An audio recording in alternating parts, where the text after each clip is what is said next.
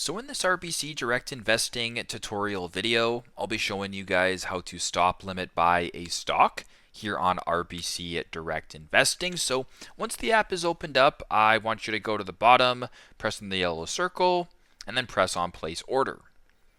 Once this screen is brought up, I want you to go to the name right here and I want you to type in a stock. So for example, I'll just use the Royal Bank, ticker symbol RY, as my example. Once that is done, select the account in which you want to buy the stock in. Once the account is selected, where it says action, I want you to go ahead and make sure that you press on buy. Once you press on buy, where it says order type right here, I want you to select the arrow, and then I want you to go ahead and select stop limit. Once stop limit is selected, where it says limit price, you can go ahead and type in the price that you're willing to spend at, as well as the stop price. So for example, if a price, if it goes down to a certain point or whatever the case may be, it goes up to a certain point, it'll then stop it and lock in the buy this way. So you can go ahead and type in whatever you're looking for, but make sure you guys are comparing this to the current share price that it is selling for. So very simple, very straightforward, but that is how to stop limit buy a stock here on RBC Direct Investing. Thanks again for watching, and I hope this video helps.